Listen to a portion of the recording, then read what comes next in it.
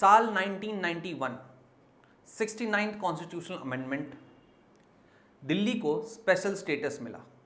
दिल्ली जो कि उस समय स्टेटहुड की डिमांड कर रही थी, उसे कन्वर्ट किया गया एक स्पेशल स्टेटहुड में, या स्पेशल पावर्स उसको मिली। और वो 69th कॉन्स्टिट्यूशनल अमेंडमेंट जिसके द्वारा 239 AA एक नया अनुच्छेद आर्टिकल जोड़ा गया।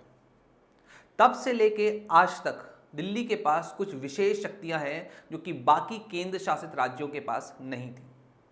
पर थर्सडे को जब सुप्रीम कोर्ट का फैसला आया तो उसने दिल्ली की शक्तियों को और बढ़ा दिया। तो आज हम लोग इसी विषय पर बात करने वाले हैं। मैं शशांक आपका स्वागत करता हूं माई पाठशाला डिफेंस पर, जिसपे हम डिफेंस से संबंधित और करंट अफेयर से संबंधित कुछ कॉन्सेप्टोमेनिया की सीरीज चलाते हैं और उसमें आपके एग्जाम पर्सपेक्टिव से क्या क्या चीजें इंपॉर्टेंट हैं उन सारी चीजों को डिटेल वर्जन में आपके पास लाते हैं। तो आपको पता होगा कि सुप्रीम कोर्ट के 5 जजेस की बेंच ने एक नया फैसला सुनाया है जिसमें दिल्ली को जीता हुआ माना जा रहा है। तो ये क्या है, ये सारा फैसला किस तरीके से ये फैसला हुआ था, क्या था मुद्दा, इसको आज हम इस वीडियो में करेंगे। तो इस वीडियो को अंत तक जरूर देखिएगा। तो सबसे पहले अगर मैं आपसे बात करूं तो आपको ये पता है कि आर्टिकल नंबर 239 AA ये एक स्पेशल आर्टिकल है जो कि 69th कॉन्स्टिट्यूशनल अमेंडमेंट से जोड़ा गया था हमारे इंडियन कॉन्स्टिट्यूशन में। कब? 1991 में। क्या करता है ये? दिल्ली को एक स्पेशल स्टेटस देता है। और ये जो स्पेशल स्टेटस है किस कमेटी की रिकमेंडेशन से आया था? एस बालाकृष्णन कमेटी की रिकमेंडेशन से आया था, जो कि बनी थी 1987 में। आया समझ में चीज। इसके बाद अगर मैं आपसे बात करूं आज हुआ क्या है, क्या फाइनल फैसला या फैसला जो होने वाला था दिल्ली और सेंट्रल गवर्नमेंट के बीच में जो झड़प चल रही थी उसमें सुप्रीम कोर्ट ने क्या फैसला सुनाया है, तो उसको देखिए। Drawing the curtains on the 8 years long legal battle between the Delhi government and centre, supreme court on Thursday ruled that the Delhi government has legislative and executive powers over the administrative services in the national capital. The unanimous ruling by 5 judges bench, कितने जजेस की bench थी? 5 जजेस bench थी। और उसको head कौन कर रहे थे? हमारे CJI DY चंद्रचूड़। और उन्होंने कहा कि ये जो मैं डिसीजन सुना रहा हूं वो बेसिक स्ट्रक्चर ऑफ फेडरलिज्म पर बेस्ड है। तो आज हम इस वीडियो में क्या क्या बात करने वाले हैं कि आर्टिकल नंबर 239A क्या है, क्या था इशू, किस तरीके के ये 8 साल का जो विवाद चल रहा है, लीगल बैटल जो चल रही है वो क्या है, और फाइनली इस फैसले से दिल्ली को और क्या क्या शक्तियां मिल जाती हैं। पर इन सारी वीडियो इस पूरी वीडियो को समझने से पहले आप एक इंपॉर्टेंट पॉइंट समझ लीजिए। वो ये है कि माई पाठशाला डिफेंस जो है वो आपके सामने एक स्पेशल एडवांस कोर्स लेकर आ रही है अपकमिंग CDS एग्जामिनेशन के लिए, जिसमें आपको मैथ्स मिलेगी, इंग्लिश मिलेगी और GS मिलेगी। आप चाहें तो इसको कंबाइंड भी ले सकते हैं विक्रम बैच के नाम से। पूरी कोर्स फी जो कि 199,999 थी उसको डिस्काउंट ऑफर चल रहा है आपका 699 का। और अगर आप इंडिविजुअल बैचेस लेना चाहते हैं, जैसे आपको लगता है कि GS मेरी थोड़ी सी अच्छी है, उसमें मेरे को पॉलिटी अच्छे से आती है, ज्योग्राफी अच्छे से आती है, हिस्ट्री नहीं आती, तो केवल हिस्ट्री लेना चाहें तो हिस्ट्री भी ले सकते हैं, इकोनॉमिक्स लेना चाहें इकोनॉमिक्स ले सकते हैं, पॉलिटी, ज्योग्राफी, हिस्ट्री, इकोनॉमिक्स जो आप इंडिविजुअल सब्जेक्ट लेना चाहें ले सकते हैं। इसी तरीके से आपके मैथ्स है और आपकी इंग्लिश है। ठीक है, तो चलिए शुरू करते हैं। आज का जो मुद्दा है वो है, इशू है व्हाट वाज द इशू। तो 2015 में, ध्यान समझिएगा कि 2015 में यूनियन होम मिनिस्टर ने नोटिफाई किया था कि लेफ्टिनेंट गवर्नर जो हैं दिल्ली के, उनके पास सारी शक्तियां रहेंगी एडमिनिस्ट्रेटिव पावर से संबंधित। मतलब जितने भी आपके अलग अलग प्रशासनिक अधिकारी हैं उनके ट्रांसफर से संबंधित जितनी भी शक्तियां होंगी वो केंद्र सरकार के पास होंगी, ना कि दिल्ली सरकार के पास। और इन्हीं चीजों पर पूरा का पूरा टसल चल रहा था, किस किस के बीच में? केंद्र सरकार के बीच में और दिल्ली गवर्नमेंट के बीच में। इसके बाद इसमें ये लगभग 8 साल तक चला और दिल्ली गवर्नमेंट ने चैलेंज किया कि before the Delhi high court which in 2017 upheld the notification हुआ। फिर ये अपील कहां पहुंची? ये अपील पहुंची 2 जजेस बेंच ऑफ सुप्रीम कोर्ट में, और वहां पर उन्होंने उसको लार्जर बेंच के लिए रेफर कर दिया। और फाइनली 5 जजेस की जो बेंच है उन्होंने अपना फैसला सुनाया।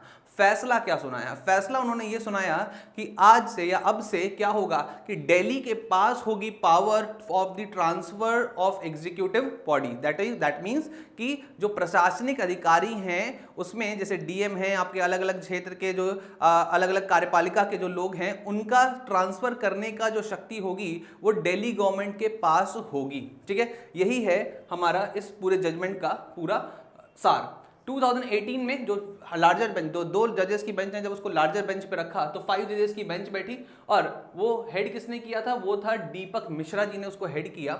इसके बाद उस वर्ड या कह सकते हैं उस जजमेंट में जो दीपक जी ने दी थी उसमें क्या लिखा था? वो यूनानिमस जजमेंट थी और उसमें था कि the law that governs the relationship between the Delhi and centre, Delhi के हक में तो थी पर पूर्ण तरीके से उनके पास सर्विसेज की, खासकर यहाँ जो शब्द यूज किया गया है वो है सर्विसेज। किस तरीके की सर्विस? सिविल सर्विसेज के जो सर्वेंट हैं उनकी बात हो रही है यहाँ पर। ठीक है, the ruling was in the favour of Delhi while the constitution bench decide the larger question, the specific issue were to be decided by the 2 judges bench। अब यहाँ पे 2018 में 5 जजेस बेंच ने बहुत सारी चीज़ें कॉन्स्टिट्यूशन ने डिफाइन कर दी, बट जो स्पेसिफिक चीज़ें थी उनको डिफाइन करने के लिए 2 जजेस की बेंच बैठी और वो 2 जजेस की बेंच में भी क्या हुआ कि गड़बड़ी हो गई। एक ने कुछ फैसला दिया, दूसरे ने कुछ फैसला किया, फिर फाइनली उसमें कोई कंक्लूजन नहीं निकला और उसके बाद हमारी 5 जजेस की पूरी कॉन्स्टिट्यूशनल बेंच बैठती है जिसने थर्सडे को ये फैसला सुनाया। थर्सडे को जो फैसला सुनाया उसमें क्या लिखा था तो मैंने ये आपको बता ही दिया है 2019 का। What did the court decided? Court ने जो थर्सडे को फैसला सुनाया उसमें क्या डिसाइड किया? उन्होंने कहा, पहली चीज जो कही वो ये कही कि भाई court concluded that the Delhi under the constitutional scheme is a सुई जेनेरिस। ये शब्द आपके एग्जाम में आने की संभावनाएं हैं, इसका मतलब होता है यूनिक। जैसे मैं आपको बताऊं कि सीडीएस एग्जाम में पहले एक सवाल आ चुका है ऑक्टस रिया, तो ये क्या है? ये है आपका कि किस तरीके से आपके क्रिमिनल केसेस को चेक किया जाता है कि एक आदमी को कितनी बार सजा दी जा सकती है। आपका डबल जियोपार्डी ये शब्द आ चुका है। तो इस तरीके के शब्द जो आपके लीगल शब्द होते हैं वो आते रहते हैं। तो सुई जेनेरिस जो है ये इसका मतलब होता है यूनिक मॉडल। क्या होता है? Unique model. ये वर्ड का यूज किया गया है इस जजमेंट में। And is not similar to any other union territory. इन्होंने अपनी जजमेंट सुनाते वक्त ये शब्द का प्रयोग किया कि भाई बाकी जितनी भी यूनियन टेरिटरीज हैं, जैसे पौंडीचेरी है, दमन-दीव है, ठीक है, ये थोड़ी अलग है दिल्ली।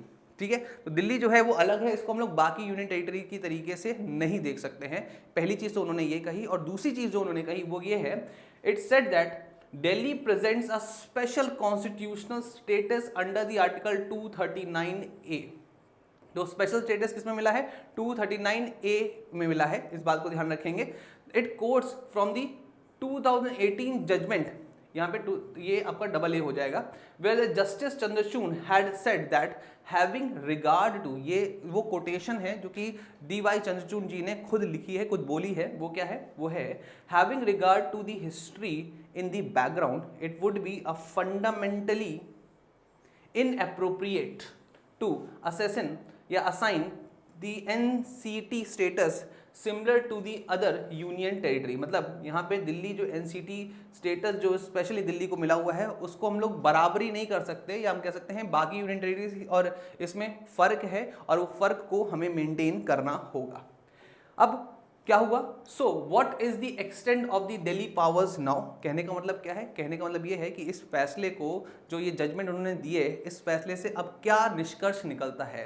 तो ये जो मैंने आपको फैसला सुना के दिखाया था ये बिल्कुल वर्ड टू वर्ड वो था जो सुप्रीम कोर्ट ने कहा, पर आपको समझ में नहीं आया होगा, तो समझा देता हूं इसको सरल भाषा में। सुप्रीम कोर्ट ने ये कहा है कि भाई दिल्ली को हम बाकी यूनियन टेरिटरीज की तुलना या उससे तुलना नहीं कर सकते। ये एक स्पेशल स्टेटस है जो कि 239A में मिला हुआ है और उसके तहत दिल्ली को अपने पास ऑटोनॉमस पावर है अपनी गवर्नमेंट बनाने की, अपनी सरकार चलाने की, यहाँ तक कि अपने जितने भी आपके अलग अलग तरीके के जो कर्मचारी हैं उनके ट्रांसफर करने की भी शक्ति उनके पास है।